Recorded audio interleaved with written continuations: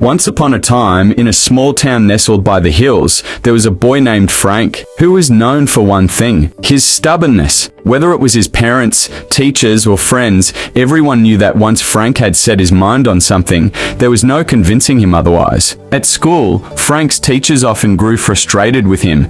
No matter how many times they explained a math problem or corrected his history facts, he would argue that his way of thinking was right. His stubbornness wasn't limited to academics either. During recess, while his classmates played games or engaged in friendly competitions, Frank refused to join unless the rules were exactly how he imagined them. One day, the school announced a big science fair. All the students were excited, and so was Frank. However, instead of choosing an idea with a little guidance from his teacher, Frank insisted on building a machine that could predict the weather, a project far more advanced than anything the other students were attempting. Frank, his teacher warned, "That's a difficult project. Maybe you should try something simpler, like a volcano model or a solar system diorama." But Frank wouldn't hear it. "No," he said firmly, "I know I can do this." For weeks, Frank worked tirelessly on his machine. He spent his evenings in his room surrounded by wires, metal scraps, and books on meteorology that he barely understood.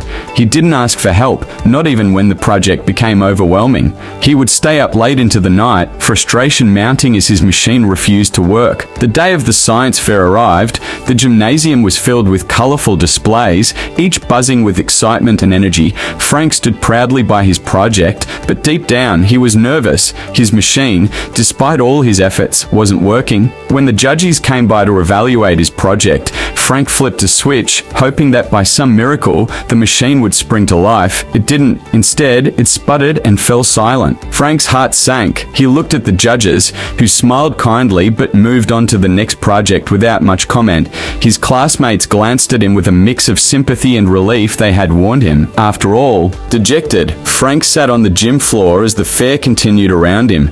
He had put all his effort into something that had failed, and for the first time, he began to doubt himself. Maybe his stubbornness had been a mistake. Just then, his teacher approached him and sat down beside him. "Frank," he said gently, "sometimes our greatest lessons come from our failures, not our successes." Frank looked up, confused. "But I failed. My machine didn't work." "True," his teacher said with a nod, "but you learned something valuable. You didn't give up, and that's important. But there's also strength in knowing when to seek help and when to change direction. Stubbornness can be a good thing when it's about perseverance, but it becomes a weakness when it stops you from growing." Frank thought about her words. He realized that maybe he hadn't failed completely. He had built something, even if it didn't work, and he had tried harder than he ever had before. But next time, he would listen more, ask for help when he needed it, and be more open to advice. As the fair ended, Frank left with a newfound understanding. He was still stubborn, but now he knew that being stubborn didn't mean refusing to change.